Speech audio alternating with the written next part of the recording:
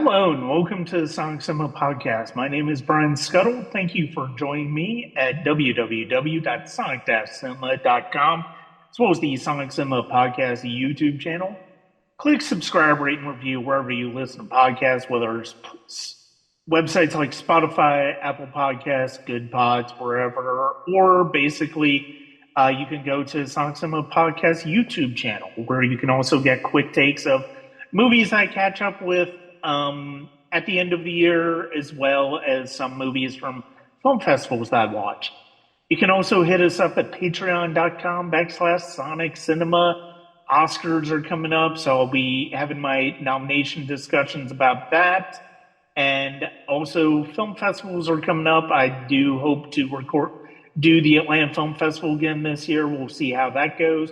And you'll hopefully get the short film block discussions in quicker response time than you did this past year with that. And that is at patreon.com/Sonic Cinema. So this year, I've mentioned on the past couple of episodes, we're kind of getting back to what the discussion on the podcast was before last year, which was more about movies and stuff like that. We talked about Rachel McAdams a couple of episodes ago. We talked about To Catch a Thief the episode before this. This one, we're going to be talking about a single movie, but it's also a movie that's going to be tying into, we're no doubt going to get into current events and how this movie holds up compared to what we're seeing in media now.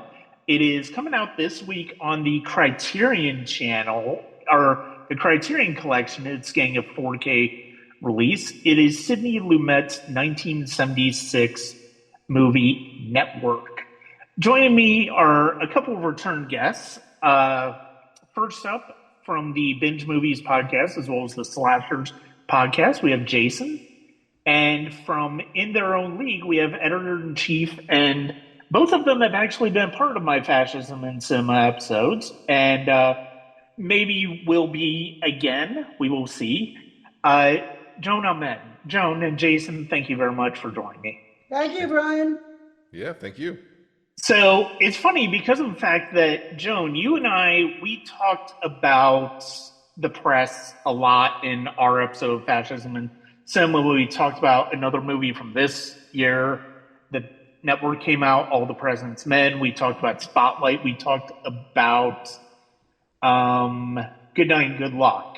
And you had brought up Network as a possibility, and I nixed it for that episode because it wasn't really what I wanted to get into with that particular episode. I like the idea of that episode being more about a press that holds power accountable, which all three of those movies are about.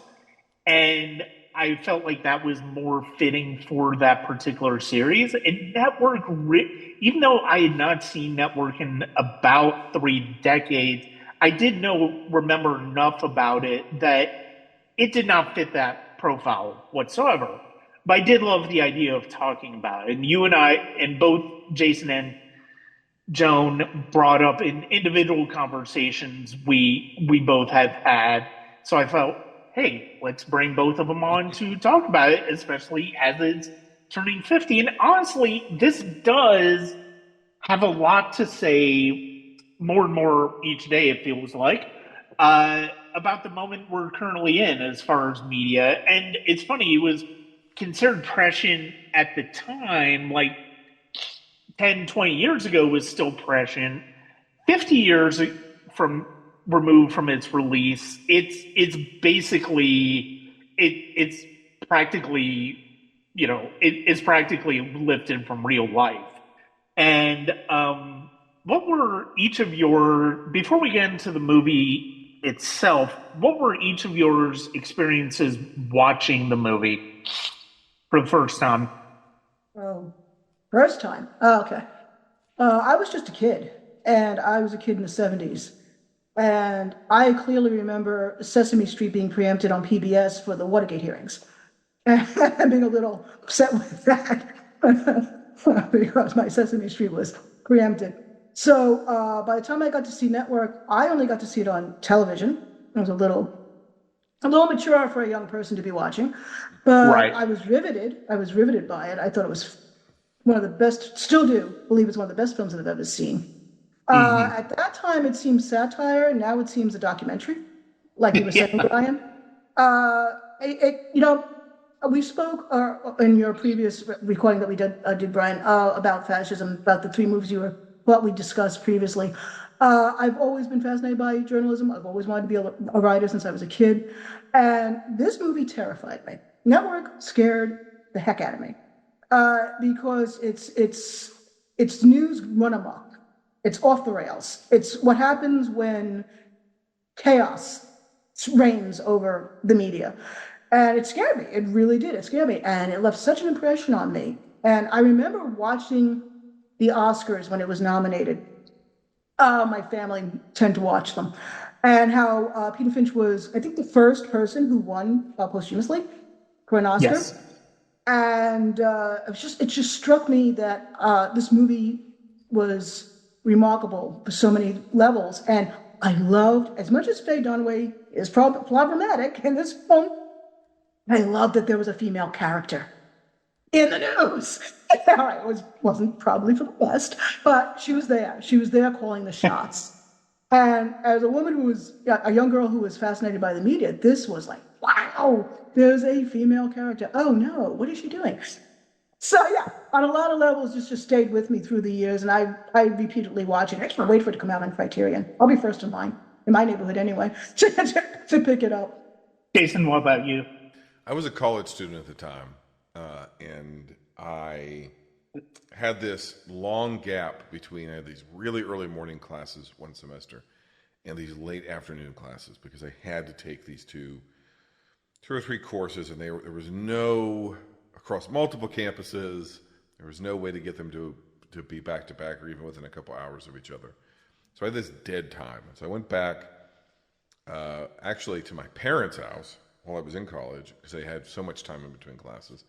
I'm sure I was doing laundry or whatever else I was doing. And it was on AMC at the time when AMC was still showing like credible movies, American movie classics. And Yeah. it was maybe 15 minutes in, maybe a quarter of the way through, a little more. And I was like, I don't know what this is. But I recognized several cast members. And so I was like, oh, okay, well, whatever. And had it on and was just immediately glued to it. And was so riveted, I ended up being late to my late afternoon class because the movie ran so long. And I was just like, that's maybe the best movie I've ever seen. And I'd obviously seen, quite a few movies by that point, growing up as a movie junkie in a household of movie junkies, or at least my dad was a movie junkie. And then I revisited when I was a little bit older after I got married, and I was like, this is the greatest movie I've ever seen. And then I watch it sporadically. Every couple of years I'll watch it. I, too, am excited for the Criterion 4K release. I've got it pre-ordered. And watching it this time, I was like, this is the greatest movie. It is a movie that is both, it is terrifying. It is a terrifying film. It hits you on so many layers. It hits you satirically. It's darkly funny. It's absurdist at points. But the absurdism is somehow an actual reflection of the reality of media, at least in America, and of corporations, and of the kinds of personalities that you run into in corporate America and media at large. And so, yeah, it's really hard to articulate just how sophisticated, accessible, funny, dramatic, prophetic. I think this movie has maybe the best dialogue ever written in film, and the best performances, the best direction, just all coming together to make a movie that is both current and I think still prophetic. I think this is a ageless film. It is celebrating its 50th year this year, and it doesn't feel aged at all. There's other movies that I thought were going to endure that are maybe 30 years old, and haven't, you look at them and you go, okay, this is starting to feel a little past its sell-by date. But I think Network it's so good it transcends the fact that it's a 50-year-old film. Mm-hmm. No, absolutely. And so much of that has to do with, obviously, the screenplay by Patty Chayefsky and the direction by Sidney Lumet, who, this is 20 years after he made his debut with 12 Angry Men. The fact that 12 Angry Men is a debut film is absolutely mind-blowing. Right. But yeah, and I think it's interesting because of the fact that my experience is more like you, Jason. I was in college. I was really starting to get into movies on a deeper level, on more critical level, and I was reading critics like Roger Ebert, like Leonard Maltin, like Peter Travers of Rolling Stone at this time, and one of the movies I caught up with was Network. Thought it was a terrific film. I don't think I was prepared for. I don't think I was as appreciative of the satirical aspects of it. I thought I just thought it was a terrific film. It was a great movie, as I am now. And Joan, you and I, we talked about All the President's Men last year. And it's interesting that both of these came out in the same year.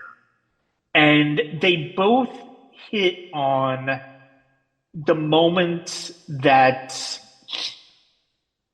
they depict. Like with All the President's Men, it's the importance of print journalism, the importance of investigative reporting, of deep dives into important subjects, of holding truth to power. This is about what the 70s was really starting to see when it comes to network news and TV news, which is corporations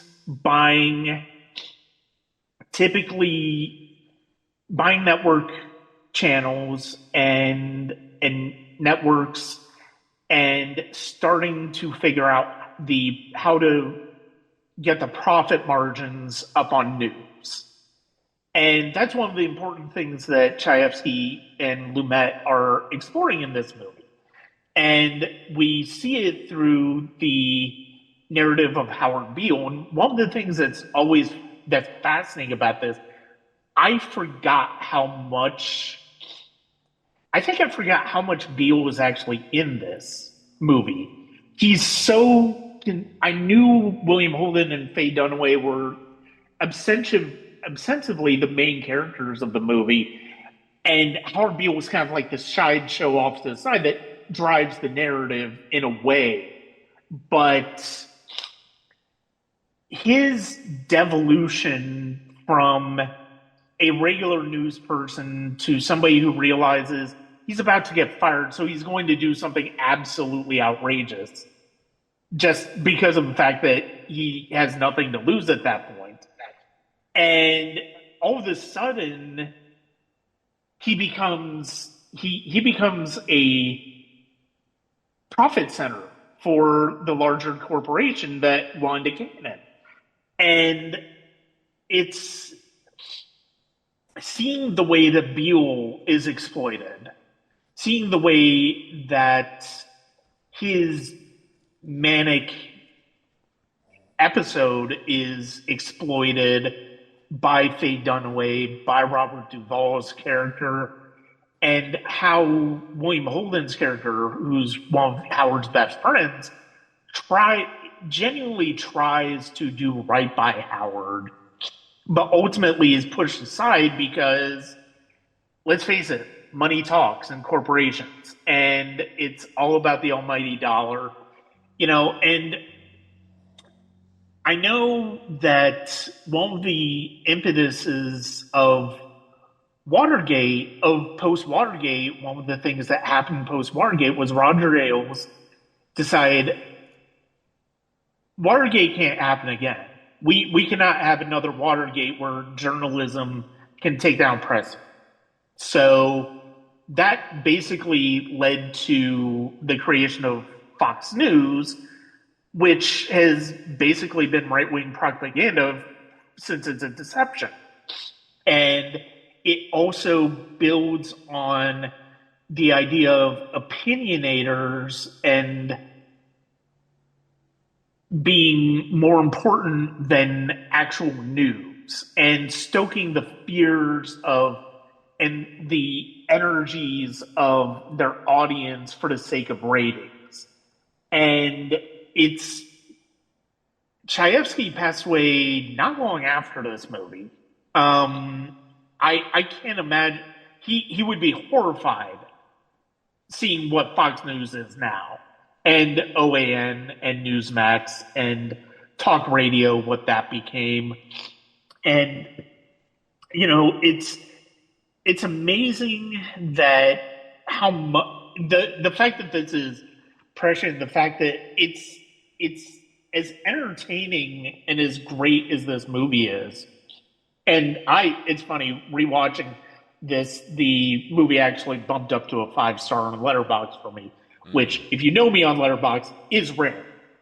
I do not give out 5 stars on Letterboxd lightly. This is a 5-star movie. This jumped all the way up in my upper echelon of great films I've ever seen. It's breathtaking to watch unfold. And the fact that this unfolds in 2 hours is amazing. Well, you said Patty Chesky would be terrified or be furious now. She was terrified and furious then. I have this vision of him writing this in a red hot fury, maybe over a few days, just totally beside himself, hammering this out. And the thing about Chesky is he was best friends with Bob Fosse. And I learned this from reading Bob Fosse's biography. And they had offices in the same building together on the same floor. And I just have this vision of Chayefsky, writing this in a fury and sick to his stomach about where he sees news is going, sick to his stomach from Watergate. And there's Bob Fosse probably going through some dance routine. And he's probably banging on the door. Keep it down, Bob. I'm working on something. Because he's just writing this in a red heat, furious and horrified and terrified. Because remember, not only did Fox News bring us Fox News, as we know it today, but it also brought us reality TV, which was presently created. Chesky created that in this movie. He suggested that was where things were going. And what do we get on Fox? One of the first things they put on the air, besides their news, and The Simpsons, was, just remember Cops?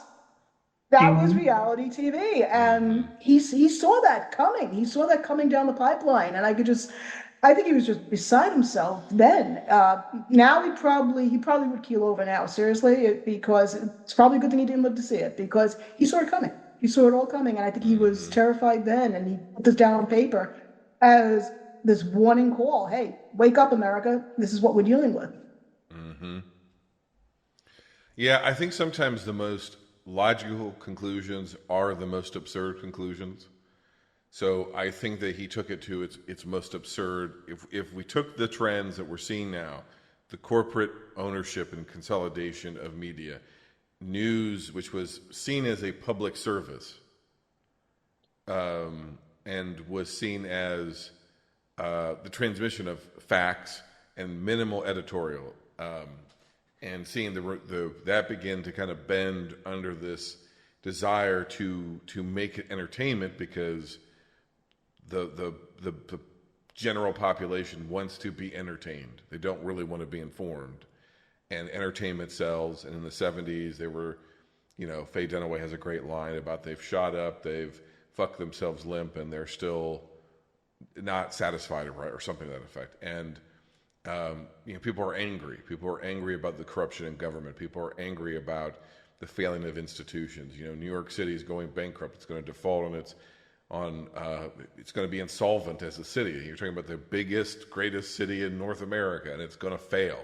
And Detroit is failing, and industry, the Rust Belt is starting to form, and jobs are being shipped overseas, and there's the oil crisis, and there's war in the Middle East, and obviously we're still in the hangover effect of Vietnam, and all this stuff. So, the idea of just going, okay, we'll just program to people's id, program to their most base version of themselves, and that's what's going to draw eyeballs. I think that where he goes with it is the logical conclusion. The only thing that he didn't predict, but in a way he kind of does, is the power of, yes, the power of television, which they were still grappling with 50 years ago. We're now grappling with the power of the internet and with the power of algorithms, and where there are not just the interest of corporations, but the interest of single, solitary individuals who are worth more than the gross domestic product of several developing nations put together, who can tailor manufacture an algorithm to adjust people's very perceptions of reality by engaging, their limbic system, by getting them into an outrage consistently. I mean, think about it, like, what would Jensen, the Ned Beatty character, do? What would he do with the power of TikTok? What would he do with the power of YouTube? What would he do with the power that a Google or a Meta or a Twitter or whatever has, right? Like, what could he do with Instagram? Well, that's the world that we're effectively living in. That's the world we're living in. I mean, I was going to say, we're basically seeing it between the Ellisons owning Paramount, Skynet, CBS, and TikTok, in the US at least, Elon Musk owning X, and Zuckerberg owning Meta. I mean, that's basically what we're seeing. And, what we're seeing is, and the thing is, it's like, I can't imagine, I feel like, as brilliantly as Chayefsky nails everything about the media in terms of the news, eyewitness news, the importance of, violence selling and all of that stuff in the news. This was around that time that eyewitness news started, and, the getting to the point where violence sells that led to cops, as Joan mentioned. I can't imagine how he could make sense of what we're seeing now between news as propaganda, news as entertainment, and then the internet, where you're dealing with all sorts of disinformation, where you're dealing with issues of free speech and how free should speech be, whether it's on a major social media platform or something like the Chan boards, where we get these absolutely insane conspiracy theories come up, where we get hate speech elevates, where we see violence streamed online for a captive audience that knows how to get it out to the world. And it's one of those things that's like, this would break his brain. This modern day would break his brain completely. I think Social Network's an excellent movie. I'm curious to see what the sequel is going to be like, because I'm curious to see how Sorkin's going to try to deal with how dramatically the landscape has changed from the inception of Facebook. Yeah. Because I can't imagine how you even distill it into a 2-hour movie. Like, and the thing is, at least here, Chayefsky and Lumet, they're basically, I love the fact that they're dealing solely with television, which was at the time the new media. Even though it was still like 20, 30 years old, it was still the new media compared to newspaper. And what we had seen is, even at Edward R. Murrow's time, you see it a little bit in Good Night and Good Luck, this tension between profit margins and the responsibility to cover the news. And, the reason Beale was getting fired is because of ratings. and so, but as soon as he makes his death threat, all of a sudden the ratings start to go up again because he's interesting. It's like, is he really going to go through with it? And he gets more and more unhinged the longer that he's still on the air. And it's funny, the iconic line, I'm mad as hell, I'm not take it anymore, is like what, day 3 or 4 after his initial death threatening to kill himself. Yep. And the fact of the matter is, it's not a surprise. To your point, Jason, it's not a surprise where Beale's story goes. We've got a narrator that tells us this, but also it's the only logical solution and it's funny because of the fact that, if you're doing kind of a 1-to-1, Jensen, the Ned Beatty's character, who's basically the corporate overlord of UBS News, or the corporation that owns UBS News now, he basically, by encouraging Beale to keep going with what he's doing for the sake of the ratings, he also plants the seeds of his demise too, because after that meeting, all of a sudden Beale starts to believe in his own idea of being a prophet. And all of a sudden his discussion gets very dark and very grim and very authentic to how he feels about the world. And that's what really starts to threaten the bottom line, and to where we get this outrageous sequence where Robert Duvall's character, Frank Hackett, is like, okay, so give me thoughts on everybody's feelings on taking him out. And leading up to the ending where he is assassinated on screen. I think one of the... This is really very... I'm sorry, go ahead. No, go ahead.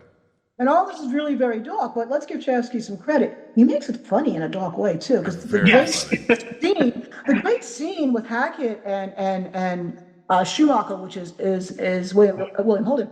Yeah, William Holden's like beside himself. My friend is out there. He could be dead. He needs help.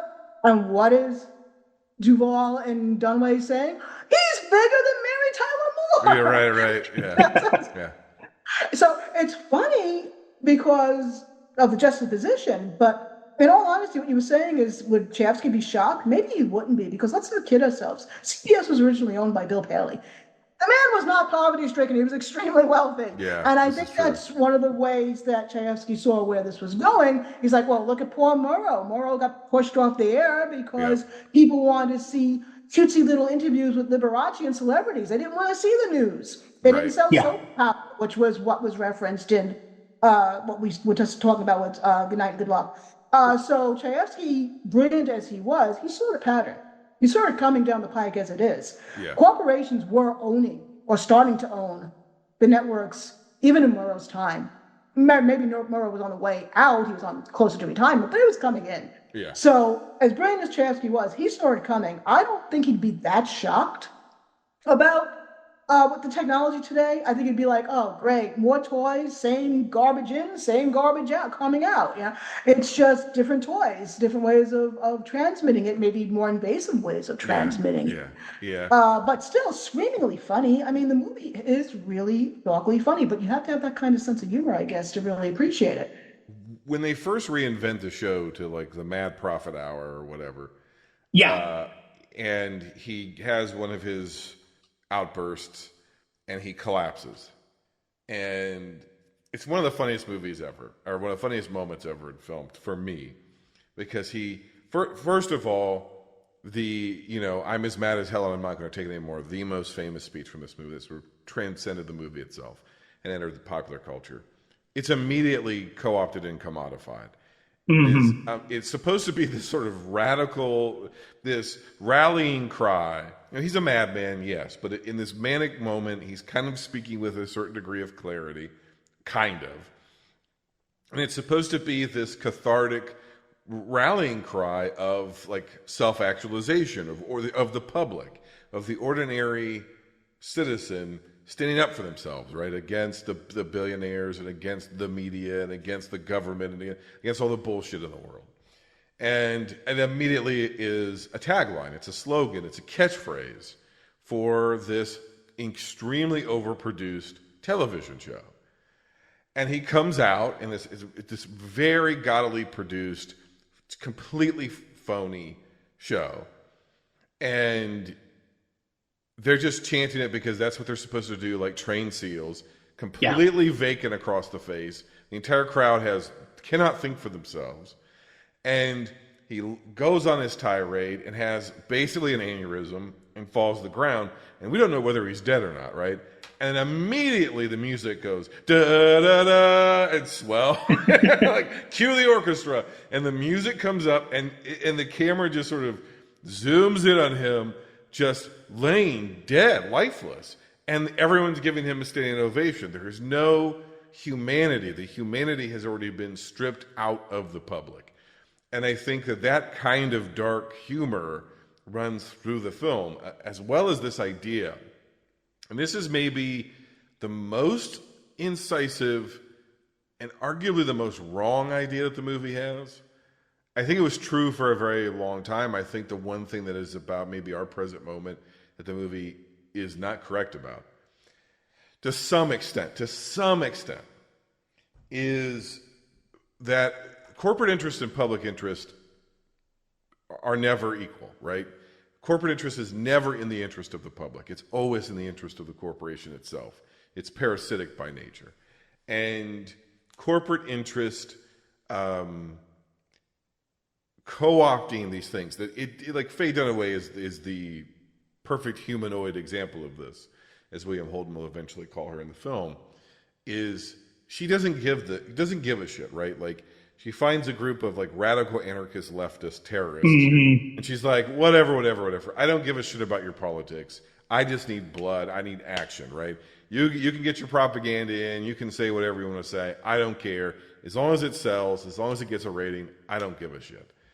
And it's funny enough, it's another one of those really funny things where we see a disagreement between the Hobbes character and the great Ahmed Khan and the ecumenical liberation movement, and they're arguing over clauses with their lawyers, which is like that's like straight off RoboCop, right? Like that is right. That's so grim. I mean, that is a profound, because he's functionally saying that it's all theater, and anyone can be bought, and anybody can be co-opted. And any ideology, as long as it plays good on TV, will be showcased. It will be platformed if somebody can make money on it. Where I think it's maybe a little bit in discontinuity with reality and a little bit in our present reality. Going back to newspapers, obviously we have, I mean, look at Citizen Kane, right? There were people who controlled the media at that time. They controlled radio and they controlled newspapers. And they could shape the national narrative. And they could sink careers if somebody was going to make a pseudo-biography about them, or they even thought that they were, right? So like insecure rich men have always dictated things for the rest of us. But I think that maybe the difference now in worldview between here and where this film is I actually think that the algorithm, and to a certain extent, to your point, Brian, cable news for the last 30 years, that it hasn't come from the position of we don't give a shit about ideology, we just give a shit about ratings. It's actually said, we can actually make the people's taste whatever we want it to be. The key is getting our ideology out there. And I don't think that you're going to have we'll carve out some time every episode for some leftist propaganda. If that's what you want, we don't give a shit. That wouldn't happen. It really wouldn't happen. I've never lived in a world where that's been a reality, where there's ever been equal time, or corporations have been. I mean, I guess in a sort of superficial way, we went through this recent era of so-called diversity, equity, and inclusion. But let's be honest. I mean, those companies, Target, all these other companies, they did the absolute minimum kind of woke washing they probably could. There really was no like systemic media change of any kind. They weren't embracing something because they thought it was going to move metrics. And they weren't indifferent towards it, because as soon as they could switch back and revert back to a more fascist-friendly version of their corporate culture, they did. Yeah. I think that's kind of what's terrifying, is like the Faye Dunaways run everything now. Mm-hmm. And they're ideological. The Jensens are ideological. They have a theory about the world. I mean, look at Peter Thiel, right? Yep. Like, he's got a theory about the world. Sam Altman from ChatGPT said it takes. He doesn't want to hear anything about how much it takes to supply AI, because it takes 20 years of food to train a single human being. I just read that quote, and honestly, we can.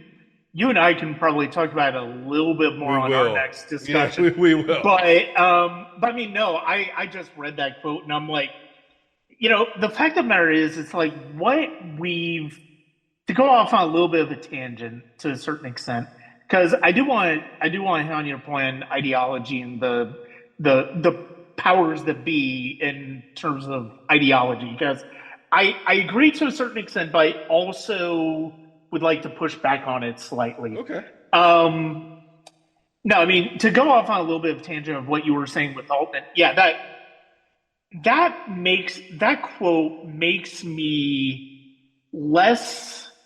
It makes me terrified for a lot of reasons, but the idea that Skynet is going to rise up, like a lot of people worry about will happen with AI, it doesn't work. It doesn't concern me, because all that quote does is it inherently gets to how absolutely idiotic the people who are currently in charge of AI are. Like, it really does. I mean, it really does get to that. Like, whether it's Altman, whether it's Musk, whether it's Zuckerberg, Thiel. Yeah. But no, to go back to your point, it's like to a certain extent, I agree with you. And I did open the door with this and bring up Roger Ailes in Fox News. But I mean, I think one of the things and part of the reason why I feel like Chayefsky will have been, maybe he will have seen it coming, but I think part of the reason that he might have been horrified now is the fact that the Musks, the Zuckerbergs, the Thiels, and I mean, our current commander-in-chief are not necessarily just working out of pure ideology, right? It's ideology mixed with white supremacy, with conspiracy theories like great replacement theory, like this idea of aging forever. I mean, we've got a commander-in-chief who's quote tweeted like QAnon conspiracy theories on the reg. Oh yeah. We've got Elon Musk, who has done QAnon, he's done Pizzagate, he's done all of this stuff, anti-Semitic conspiracy theories, and so it's not, the problem isn't, like, I feel like if it were just about ideology, like just plain black and white ideology, then yeah, I think Chayefsky could get a hold on it, but it's not as clear cut in terms of ideology as it was in '76. It's much more. It's these tech influencers, corporate tech influencers, the Zuckerbergs, the Musks.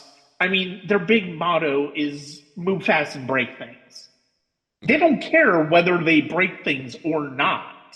Yeah. They just want to get it done before the next guy. And I think that's the part that Chayefsky I don't think saw coming. Yeah, And I would agree with that. That's the terrifying part. I think this movie accurately predicts the absurdity and inhumanity of, you know, and we see that through the Faye Dunaway character, right? She is the sort of the product of the first generation raised on TV, as William Holden says, the Max character says. Yeah. And because of that, and it coalesces with a great monologue that Beale has about the tube, right? You think like the tube, you eat what the tube tells you to eat, you dress what the tube tells you to dress, right? This sort of, it's shaping you, it's taking your, I think he's the one that in the movie coins the term humanoid. It's making you something other than what we as a species have ever been. That is true, but now those people have grown up into the captains of industry. And where there have always been evil captains of industry, there's a new species of evil captain of industry that is completely thoughtless. To the point where it's like profitability isn't even a motivation, it seems, in some cases. It's just like breaking things to break things. Like at the end of the day, like I guess the Jensen character is sort of like that because Hackett is like, he doesn't care. He doesn't care if we have the worst ratings of any network. He doesn't care if the shareholders lose money. He wants his gospel preached. So I guess the Jensen character is the closest thing there too, where like he sees an opportunity to spread his vision of humanity. But also, the thing that struck me is if you listen to Ned Beatty, the Jensen character's vision, he's like that our children will be able to live in peace, all working for one ecumenical corporation or whatever, right? He's pitching this idea of like no war, no hunger, no famine, no religious division. It's kind of utopic in a way. Our guys, our evil villains, aren't even preaching a utopia. No. They're offering nothing to nobody and say, well, it's got to be this way. Why? You know, it doesn't even make any sense. But to a certain extent, in the beginning at least, they were to a certain segment of the population. See, this is how they gained power. They promised a certain segment of the population the peace, the prosperity, but it was to a certain segment of the population. But really, that peace was, and I think in the movie as well, indentured servitude. Yeah, we're going to make you corporate, servants, where you're going to work for the party, you're going to work for the corporation, you're going to work for the global conglomerates. We'll give you your television, we'll give you food under a limited situation. We're not going to talk to you about quality of food, but still, we'll keep you alive long enough to work for. And, that's the model also going back to years ago where there was company stores, there was company housing, and you worked for the plant and you worked for the factory. Now we have that on a global scale. And again, Chesky saw that coming, and he saw media as a way of selling that, as a way to control the masses, quote unquote, and selling them on this idea of prosperity. Yeah, we've heard this before. Prosperity. We're going to promise you prosperity. We're going to promise you stability at a price. And it was always going to be for the corporations. It was then 50 years ago. It is now the same way. And media is just a way of selling people on the idea that everything's going to be fine. Don't worry about a thing. Don't look over there at the other parts of the world or other parts of the country that are not, experiencing this prosperity. We're giving it to you as long as you're useful to us. And that's a teal mentality. Yes. But that's not a new mentality. That's a good point. Yes. Yes. That's a good point. No, that's an excellent point. And in a way, Jensen, the character of Jensen does play into that. You think about the idea of, well, Zuckerberg's fortune was built on the idea of connecting the world when it comes to Meta and Facebook. Musk was about, we're going to expand space flight to be a little bit more commercial. We're going to bring electric vehicles into vogue, and he did with Tesla and SpaceX. But the fact of the matter is, you start, especially when you start to think about, well, everybody, all of these billionaires are all of a sudden creating their own, know, space flight. I mean, Bezos is being one of them. And it's like, oh, it's just basically going to be tourism for rich people, Mm-hmm. you know? And I mean, yeah, I think,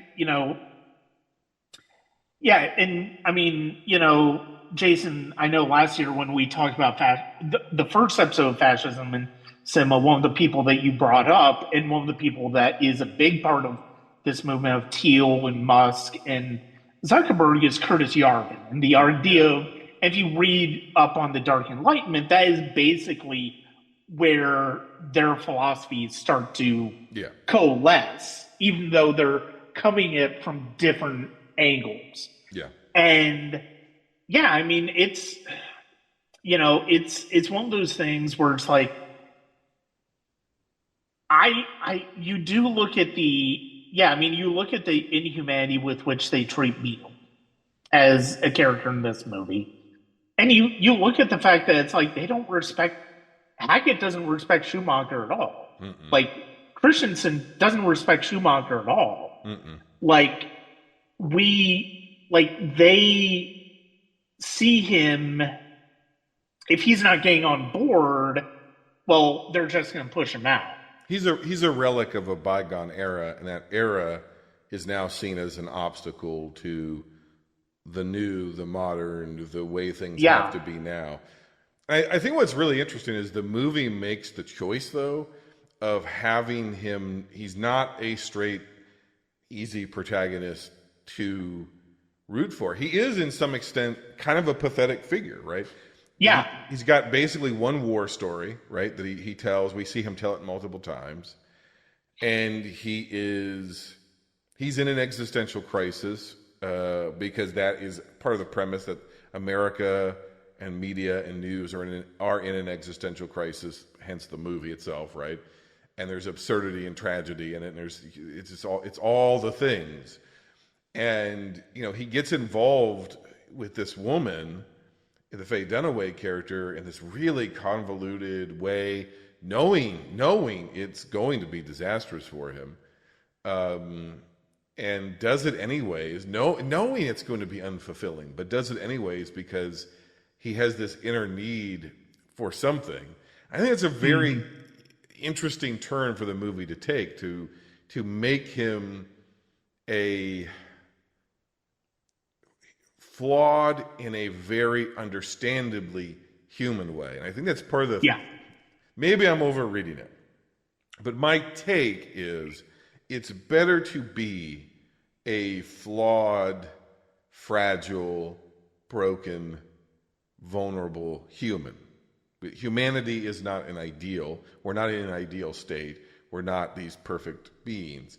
But it's better to be imperfect and better to feel, and to, even if that means feeling existential dread or feeling emptiness or feeling a loss of purpose or identity or vitality, it's better to feel and have a conscience than to be powerful, young, wealthy, or whatever, and have no conscience. Be a humanoid, right? It's better to be human and flawed than be a soulless corporate stooge and or a mindless audience member, right? Because he's neither. Right? You don't want to be the mindless person in the crowd, and you don't want to be someone who is warped and formed by television. You want to be somebody who thinks and feels for themselves. Yeah. And even if you're a flawed person, that's still a better position to be in. I'd also just very quickly be remiss to say that I love Beatrice Straight, and she's my favorite part of Poltergeist, which I think I'm probably the only person who feels that way. I think she just adds something to that movie that she adds to this movie, which is you give her a scene, and she has this ability. She's performative in a way that it can be big, can do big emotions, can act classically in a sense, but still feels like she belongs in the post-New Hollywood era.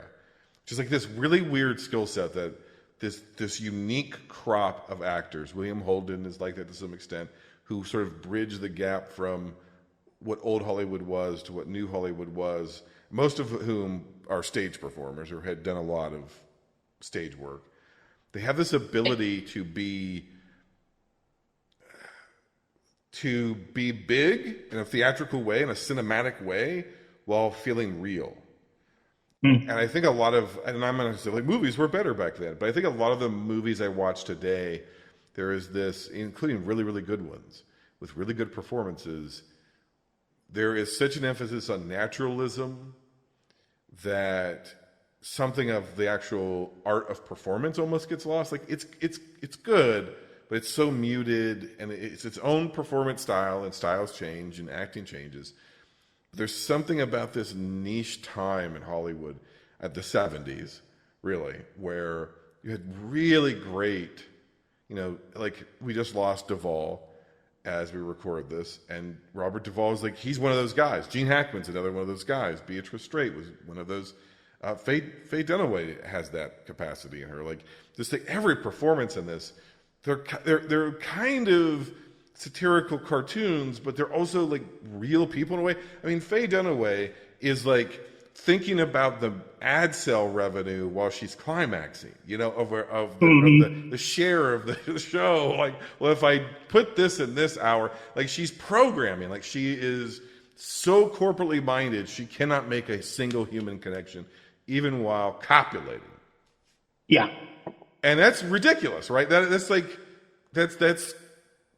high comedy kind of stuff, but there's still such like a reality to her performance. It's just, I don't know. I love the scene with William Holden and Beatrice Straight. She won an Academy Award for that scene. She did. Yeah. And it's like to show up, she pops up a couple other times, but to have one chance to really like, if that movie becomes hers for that 5 minutes, and she owns it. She's just fantastic. Yeah, I'm so glad you brought her up, because 5 minutes and wins as Best Supporting Actress. But Ned Beatty's speech was only about 5 minutes also. Yeah. I believe he was nominated also, even if he didn't win. But yeah, Beatrice is fantastic in this scene. But Holden always played flawed men. He always played flawed, complicated people. And he did it so well. And he showed that vulnerability. And he was such a, gruff, masculine fellow, but he showed that vulnerability so well, and he showed his flaws so well. And I think that's why he got this role, because he could bounce off of a phase Diana being, like you say, very non-emotional, very calculating. And he could show that vulnerability as a man against her and kind of highlight what she is missing as a human being. But Beatrice just, you would have it, I agree with you that she knew how to go large in a scene without going over the top and shooting the scenery. But at the same time, I don't know if it's because as a woman, I can feel her betrayal and understand it. I don't know if it's because I'm Italian American and we get a little emotional. That might have something to do with it. That thought. But when I see her performance, I'm thinking, no, that sounds real. That sounds justified. That sounds. Throw some things too at him, because I think she was almost subdued in her betrayal, in her fury, in her rawness, and it really strikes real to me that was a genuine emotional outbreak. That what are you even doing with your life? What are you doing with our lives? You're dragging it through this chaos for what? What are you getting out of this? And I think that really Holden, as a character, got to realizing what exactly he had signed up for at that very scene you're talking about, where she's quoting ratings, even in bed. He's like, wait a minute. That was just the beginning of the end. But and what's great is that the satire, the humor of it is, she doesn't even realize it. No. She doesn't even care. No. Oh, the tone. Her tone is perfect because it's like romantic tone. It's pillow talk tone. But it's this inhuman word. Yeah, the content is wrong. Yeah. Exactly. What? I mean, Like I Yes, said, if you have that kind of sense of humor, this is a hysterically funny movie, but it you really is. have to Yeah. have that kind of humor. Yeah, and I mean, to your point, Jason, I mean, the Schumacher's character is the only one of the corporate news people that recognizes what's missing is that he's trying to hold on to his humanity as much as he can. Yeah, And he yeah, recognizes that he's losing that. That's missing with Diana. yep, And, yep. and that's like, in a way, like we've talked about Peter Finch as Howard Beale, absolutely amazing performance. Yes, one of two posthumous Oscars, the other one being Heath Ledger for The Dark Knight. And, Howard Beale is the sideshow. He's also, in a way, one of the most honest characters to himself. Like you think about it, him threatening to kill himself is not something he does solely to keep himself relevant. No, no, it's It's not about that something at all. Yeah, it's something that he genuinely feels in that moment. yeah, And Diana and Frank Hackett and Jensen are going to exploit that. And that's the most, I think one of the most touching moments of, I think one of the most touching relationships in this movie is the relationship between Schumacher and Beale, because Schumacher recognizes what's happening to Beale at the network. He recognizes they don't care about his humanity. They don't care about how he's in pain. He cares. And he has this old network sense of the news being important, the news mattering to people, that everybody else here just recognizes no, it's all about ratings.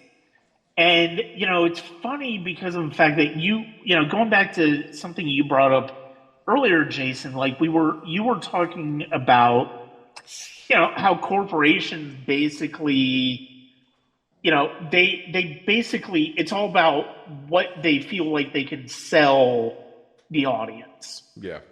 And, the irony of this, it's funny because of the fact that this movie is coming at the end of the Easy Rider, on the back half of the Easy Rider's Raging Bull generation of filmmakers.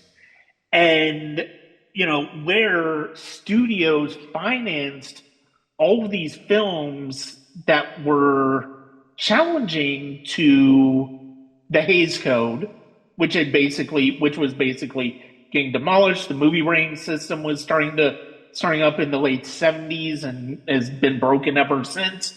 And the fact of the matter is, but this entire decade of film that network belongs in is an example of exactly what you're talking about, of studios recognizing this type of movie sells. We are going to make this type of movie because it's selling. And then the next year, and then at this Oscars, Rocky wins Best Picture. The next year, Star Wars comes out, and it shifts into something completely different, and a new era in studio filmmaking hits. And this one is a couple. It still has some personal films come through it, but by and large, it's done by the end of the '70s. Oh yeah, yeah. Are we prepared to, not on this episode, but are we prepared at some point to have the conversation about 50 years later whether or not Star Wars is the humanization of film? If it's the Faye Dunaway of film, I don't know. It's like, I mean, next year is 50th anniversary. The fact of the matter is, Star Wars is not, it's something we've talked about before on the podcast. I think the funny thing is that I think that kind of it that Star Wars gets to the dichotomy of George Lucas as a filmmaker because you look at where he started out in feature filmmaking with THX 1138, very much out of this Yes.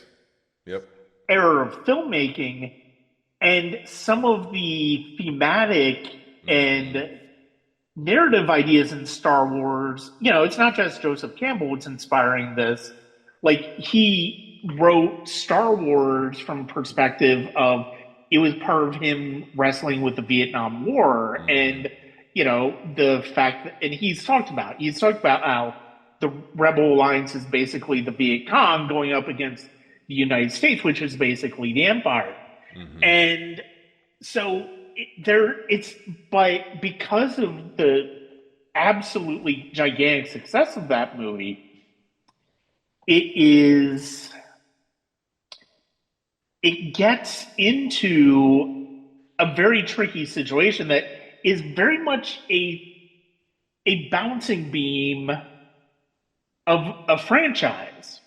And I mean, granted, we still see, and it's like, even if you're checked out on Star Wars by and large, which, look, the fan base makes it a lot easier to do because so much of the fan base is psychotic.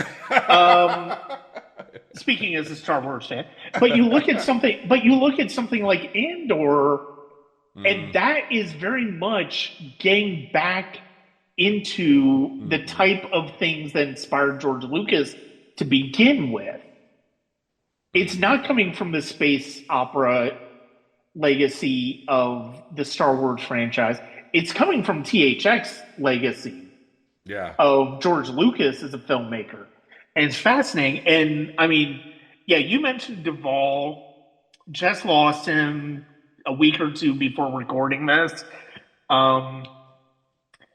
I'm not saying my Ghost Can't Do It episode will not be down the pipeline in hopes of this recent trend Sonic Cinema has had of doing promising episodes of where actors that we're going to talk about pass away shortly before recording them. But I mean, we'll see.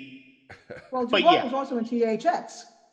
Duvall was also in THX, and I mean, I had forgotten he was in this movie before I put it on last week. I was flabbergasted. It's like, oh wow, I forgot Duvall was in this.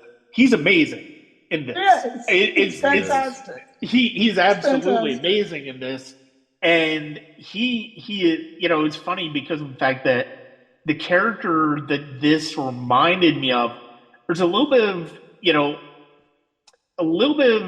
Tom Hagen in this from The Godfather, but I also couldn't help but compare it to the character, the Eder that he plays in Ron Howard's The Paper. And it's a different performance. It's edgier. It's somebody who, but it's also but they're both characters who just don't, they won't take any shit. And I love that about Duvall as a performer. Yeah, what I love about it's this little subtle thing, and it's a tick of his that shows up a bunch, but how it registers to me in this movie is Duvall, the actor. If you like, he's very very bald in this movie, right? He's always dressed nice but a little tacky. He's always a little, and he's always a little uncouth, I guess is the way to say it. That's just the 70s. Well, I was going to say that, but like, he's the hatchet man, hence his name Hackett, right? He's a hack. Yeah. He's a hatchet man. And so he's a kind of a wannabe. He's trying to get to that level, but he doesn't have the polish. He's good at what he does because he doesn't give a shit, but he also doesn't have that finer polish of the previous era of television people, basically. And the Jensens of the world, who's much more smooth and much more, sort of classically rich and robber baron-esque in the way that he dresses and presents himself. But he has this thing where he's constantly when he gets flustered, he constantly goes for his hair. He constantly goes to like take what's left of his hair and kind of move it into place. And it's a thing. He's got a tick of that in other movies too. And to me, I don't know if that's Duvall being self-conscious of his lack of hair, or if it's Duvall drawing attention to the fact that this character is self-conscious for his lack of hair. Like that there's a vanity about this guy, that there is a superficiality about him and his view of the world, and he only thinks in terms of shareholder value. And as much as I was sort of railing against the Faye Dunaway character and how like we now live in a world perhaps full of those types of people, I think we live even much so more maybe in a world full of the Hackett characters, the Frank Hackett characters. Like they're just everywhere. Every middle manager everywhere in the world seems to be a Frank Hackett, right? It just seems to be a completely soulless, power-hungry, principleless, corporate stooge, and it drives me nuts. So he so wants to be in that boardroom. He wants to be in that. Yes. He so wants to be. He wants to be. The song from Hamilton. He wants to be where it happens, and he just wants it so bad. He wants to be a member of the board. He wants to be the right-hand man of Ned Beatty, and he'll do anything to get there. And yeah, I mean, you're absolutely right. I mean, that's pretty much sums up corporate America right there. You gotta, you climb the ladder. Tech also. I mean, it's not much different. Maybe they don't have one per se, but it's still the same. Stand-up meetings once a week, and you got to hit your marks, and you got to hit your check your boxes. Make sure you made your profitability for the week. Same thing. Otherwise, you don't get your stock. You don't get vested. It's the same mentality. You're what 5 things did you do this week? Correct. Send it to Elon. You're in, he talks about that, right? He's like, one day you're the golden child, you're the golden boy, you're in the rays of the gods. The next day you're out on your ass, and I think that's like the difference with the Hagen character is the Hagen character is so, Tom's character in the Godfather films is that he's in already. Yeah. And there's a steeliness to him. There's a coolness. He knows that there's a confidence with him. He's not a wannabe. He's not a try-hard. He's in. He's in about as deep as he wants to be in, And this guy, to your point, Joe, is 100%. Like, he's desperate. He's fiending for it. And it's just all over him. It's all over every... And Duvall is just so good at that kind of... that roughness, that hunger. He's so good at hunger. Mm-hmm. He's so good at playing an asshole. It's just one of the great assholes in film history. He's also one of the great good guys in film history too. He had both in him. It's so he just is such a gifted performer. Mm-hmm. It's very far from Augustus McRae of Lonesome Dove, but they did both of them so well. But he did both of them so brilliantly. Yeah. He could play the true-hearted, earnest, wise and faithful guy. He could play the confidant. He could play the hatchet man. He could play the grubbing, needy, desperate person. Oh God, he's just so good. I don't know. There's always new talent on the horizon, but sometimes you lose an actor and you're like, I think that might be the last of his kind that we'll ever see. So. Yeah, definitely. Yeah, I mean, definitely. the fact that we lost Duvall, we lost Hackman, we lost those. We're starting to lose those type of actors that are just singular. I mean, Grant, I know Gene Hackman hadn't worked in 20 years, but still, like, you watch his movies and it's like you're drawn in all over again. And I mean, Duvall, like, even in a scene in scenes as simple as like his scenes in Apocalypse Now or Lonesome Dove, or even a cameo they's in, it's just absolutely breathtaking to see. Jason, the first episode you and I did together, we talked about Deep Impact. And Oh it's like yeah, we yeah. both He's by talked far the about best part of that Duvall, by movie. far the best thing in ever. Yeah. Um, Yeah. but the fact of the matter is, it's like he gives a he's capable of great humanity as well as being a sociopath Yes. as well. And I think that is definitely what's on display here. And but yeah, to your point, he's not in the same room as Jensen, and he's more worried about the ratings as Beale starts to speak truth to power, and by the end, to where Hackett's like, okay, how do people feel about assassinating him? And the fact that that's the ultimate. It's shocking.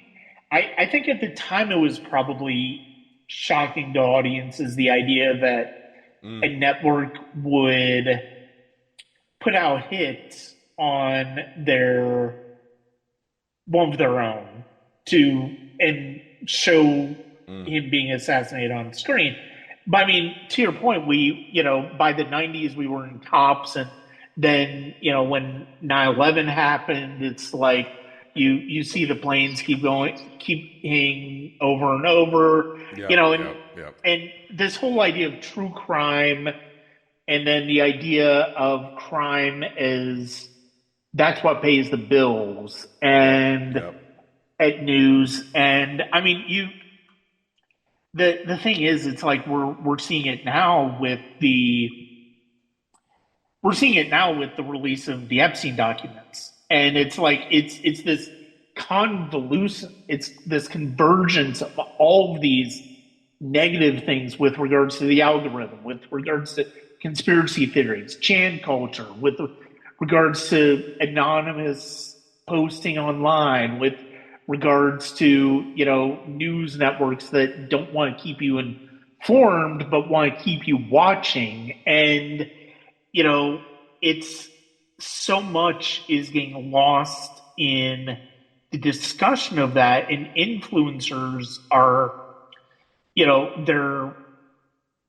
they're making things about their ideas, and they're spinning conspiracy theories about this great conspiracy. And it's like it's this story is bad enough without all of that. We need to be clear about this. That needs to be the focus is on just how horrifying everything is. Unfortunately, it's being revealed in a way that it gives oxygen in the room to all of that other stuff that come in. And I mean, that a person like Diana is thinking, oh, well, how can I monetize that? How can I boost it for ratings? And it's like, without even thinking about the inhumanity of the subject itself. But at the same time, suppressing it is also inhuman. How could you not let these people? How many years have these women been waiting for justice? So you also have the suppression of it coming out that these women don't even get years later, decades. They were children yet later that they're being suppressed. Their stories aren't coming out too. So it's like it's a double-edged sword. What do you trust with this story? We can't go to our media anymore. We can't go to our news people anymore for the reasons you just said. So who are we trusting with this story? And in a lot of ways, these women are just speaking themselves. But how much air does that get? How much are they heard? So now we're in a whole new situation where no, we don't even listen to the news anymore because A, they don't want the story getting out in the way it should be getting out, if it gets out at all. They're trying to suppress it in some ways. And then the people who actually have experienced this, who are the news, I mean, they are literally the news, it happened to them. Their voices aren't either being heard, or they're being heard in very small doses, or they're being heard literally in posts on threads. Yeah. Technically speaking, is a news. It's not getting the audience it could get. So now we're in a whole new world Yes. where the people themselves are the news. And I think that started even with 9/11, with people on the street telling their viewpoints. And how many viewpoints were there? There were a lot of people in downtown Manhattan that day. They're all giving their little viewpoints of what they saw, what they experienced, and they became the news. Even as much as it got played as, oh, now we're going to go to war for this, et cetera, and it got played and packaged and spun. That was the beginning of, and I hate to give technology any credit, but because I live in the Pacific Northwest, but hello, phones. Yeah. Phones have now become the ability for everyone to become their own journalist, to record. Yeah. As we've seen recently with the occupation of ICE, where now everyone's documenting what's going on. And now we're in a whole new world. And this is what I don't think Chayefsky ever envisioned, where the common person could actually be their own journalist and tell that story, and make sure that story isn't buried, twisted, packaged, or at least get it out before it is in some way. And that is something I don't think Chayefsky ever saw. I don't think Howard Beale would have the same influence, because now our audiences are fragmented, we're segmented. We're each our own audience, talking to our own little pool. We're influences. We're own influences. Our friends, our family become our audiences. And we're sharing what we've seen, we're sharing what we've experienced, and maybe that goes viral, which I don't think Chayefsky even imagined what that meant, and maybe it doesn't. But like I said, with the Epstein, it's a whole new world. Epstein is a whole new world, partially because of incompetence. Let's face it. The people who have buried this for years, they weren't very good at it, and the redactions aren't quite redacted, or so many people now have different copies of them that they can't stay buried because different versions of them keep coming out in different hands. So now we're in a whole new world where the people who have experienced this horror are speaking and telling their story. And you know what? You can't suppress everybody. You can't keep them all silent. For a long time, and maybe this was because of major media, because there were only so many outlets, that was kept silent. Yeah. And that was the world of Chayefsky that he was talking about. And now that doesn't exist anymore. So I hate to give a little grudging thank you to technology, but thank you, phones, cell phones. Maybe they were good for something.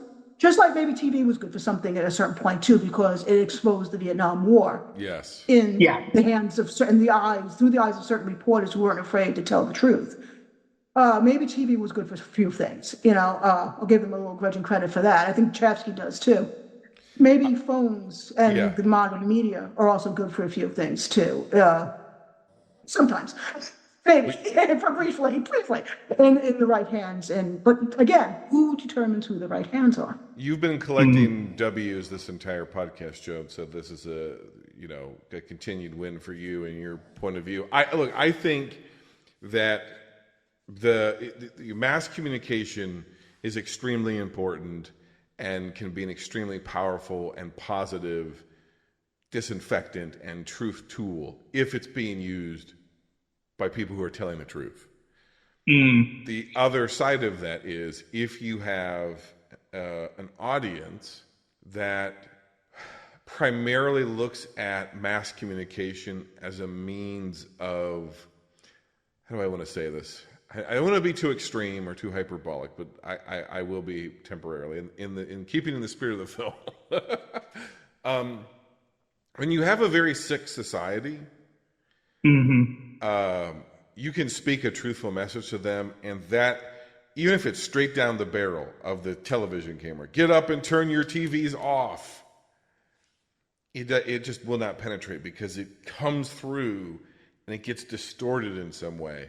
And, to your point, Brian, there are people who are now going to use the real life tragedy and horrific abuses that these women suffered as children and into their young adulthood and have to carry with them. Many of them who aren't even with us anymore, many more who we don't even know, many who are going through it probably right now, just somewhere else in the chain of the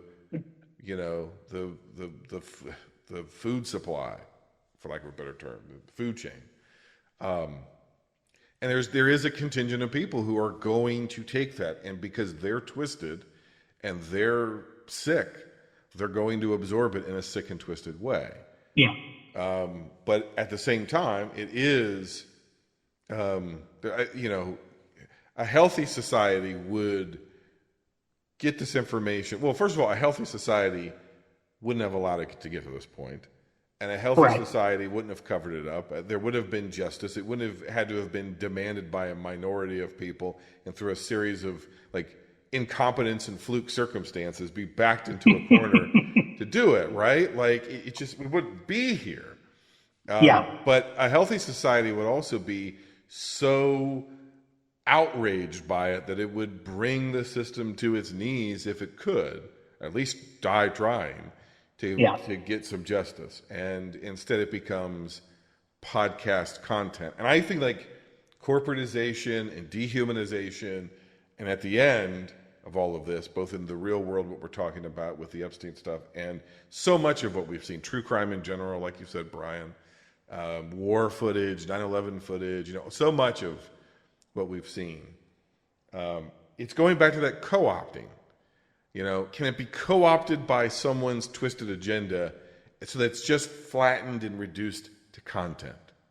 Yeah. When human suffering and human indignity and human abuses and human neglect becomes content, and it just gets flattened down to just another piece of information that you, from a distance, absorb and then doom scroll past or change the channel past or wait until Bonanza comes on after the news or whatever. That has a callousing effect on society and the human conscience. Yeah. So I think what breaks through, if you got a mad lunatic screaming, telling you the truth to some extent, again, right. And it momentarily breaks through, but then it immediately becomes just a part of the machine, Yeah. I don't know. That's what this film is about. That's basically what this film is about. The commodification of human suffering for the sake of profit. It's basically it. Yeah. And that's what you saw, and you saw it. Not even with, I don't even think it started with the birth of television. I got to be honest with you. I think even with radio. Come on, radio was sponsored by soap powder. Yep. Right? Right. So. Yep. Yeah. So it's always been mass communication's bane. Is okay. There's there's an art to it. There's a truth to it. Oh yeah, but think of the profits too. And that's just the nature of mass communication.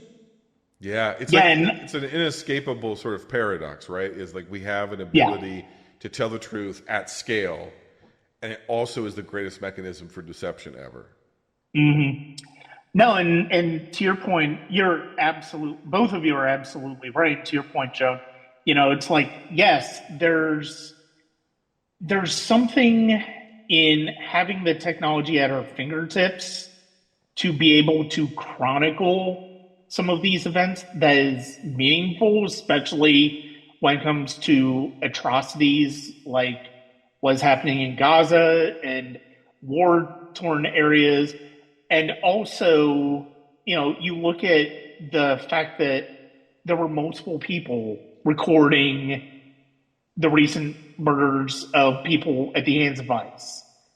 And the fact that you also had an insurrection attempt on January 6th 5 years ago that was live streamed for the world to see. Mm-hmm. Now granted, they were doing it for the sake of content, to your point, which is the negative part, but at the same time, it allows us an opportunity to see into those mindsets that made them think that was the right thing to do, even though it wasn't. It was bad faith.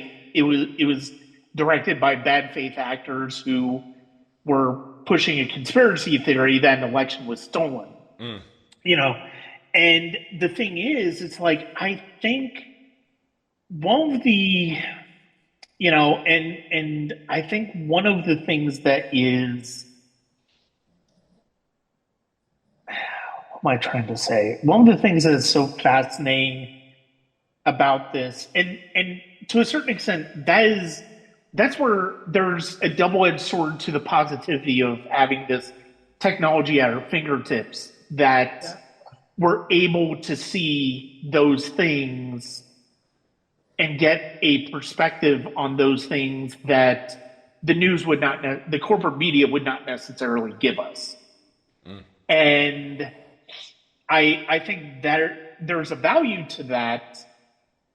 And also, but at the same time, it also does give room for people to be bad faith actors and go, well, I'm going to use this platform I'm creating for this. And it's all about, the intentions of how this is going to be spun. And that's one of the things that we're kind of seeing in this when it comes to Howard Beale's character. It's like the network is wanting to spin Beale's breakdown in one way that benefits them, but doesn't benefit him. And then when it stops benefiting them, it's like, oh, well, okay, it's time to pull the plug on it. And, I think here's one of the things I will say. It's like, we talked about how dangerous social media is, and this will be a good way to start to wrap up this conversation, which has been absolutely fantastic. There are a lot of negatives to social media. We've talked about a lot of them here. One thing I am grateful for is social media is the reason I know both of you. And that heartens me. That heartens me that I have you two as friends, as colleagues, because of social media. And I think, I'm definitely somebody who's been disillusioned with social media over the past couple of years. I've written about it, I've talked about it on this podcast. But it's the connections that I have made with people like you guys and so many of my other guests that make that worthwhile and make it give a sliver of hope that there's a positive benefit to the chaos that it otherwise unleashes. And Joan, Jason, this is not your first time on this episode, but it is the first time you two met, and I'm so grateful that we were able to do this. Thank you both so much for your time. Oh, it's been an honor. Oh, it's been a pleasure. Nice meeting you, Jason. Nice meeting you too. And before we finish up, where can people find you guys online? Nowhere. No, I'm waiting for Joan. Let the queen go first. Well, you can find me at intheirownleague.com. I'm the editor-in-chief. If you ever want to pitch an idea to me, hit me on the DMs, and I'll get back to you. I am primarily now these days, I guess, over on the Slashers with a mutual of some or all of us, Megan Kearns, who's my co-host over there, and Paul from the Countdown. He has no last name. He's like Cher. He's just Paul. A very aged Australian who has a sick thirst for blood. And so Megan and I do our best to quench that thirst by showing him the most obscure horror films of the 1980s subgenre known as the slashers. We've done the entire 1980s as we record this. We've just wrapped up 1989. So we've now, wow. I can truly say we've done an entire decade. We have, so now horror fans are always going to go, yeah, but you didn't cover this one or that one, blah, blah, blah. But, and there's going to be some startling omissions there in the franchise sequels. That's a twofold thing. One, because we wanted to focus on, we covered the franchises. We covered Friday the 13th and Halloween and Child's Play and obviously Nightmare on Elm Street.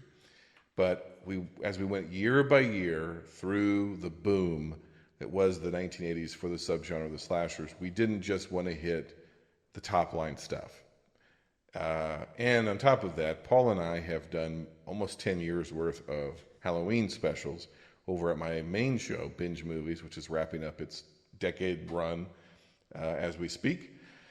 And we did these Halloween specials, spooktaculars every year, and we covered Hellraiser, Halloween, Nightmare on Elm Street, Friday the 13th, Final Destination, the list goes on and on. So We just felt like it'd be a little bit redundant. And there's always the option for us, now that Megan is on board, if we continue with the show, we want to do more seasons, then we could always focus on the franchise sequels, or we could always do other stuff. So, but we've now concluded the entire 1980s slasher genre, covering everything from those top line films down to grindhouse and regional drive-in movie theater splatter junk. So if that's kind of if you want less intelligent conversation from me, but equally as intelligent conversation as you heard here, and you hear here at Sonic Cinema all the time, you can listen to my colleagues over at the Slashers. That's the show that needs your love, support, subscriptions, and 5-star reviews, please. Thank you. Yeah, and I was going to ask before you brought up the episodes that you and Paul did on binge movies. Isn't he the one that put which Hellraiser movie was it they put in the vault? Hellraiser 3. Which, oh my God! Let's not. I don't want to go from talking about the upper echelon of network down to a movie where a character has a CD player in his face and it shoots him. I don't even want to talk about it. It's still mind-boggling to me. Well, it's still mind-boggling that you even talked to him. That's what's mind-boggling. I agree. But no, guys, it is a pleasure as always. We both have respective episodes that we are talking about for the future on Sonic Cinema, and I cannot wait for those discussions. Thank you as always. Thanks, Brian. I'd like to thank Jason and Joan for their contributions to this discussion. Like we said, Network is coming out on 4K on the Criterion Collection. 50th anniversary. It is an absolutely marvelous film. If you haven't seen it, make sure you see it, because it will entertain you, because it is a really pitch black comedy, but it will also horrify you because of just what it seemed to be prescient about. That's going to be it for this episode of the Sonic Cinema podcast. Thank you as always, whether you check us out at patreon.com/Sonic Cinema, the Sonic Cinema podcast, wherever you listen to, including the YouTube channel, or at www.sonic-cinema.com. Thank you very much.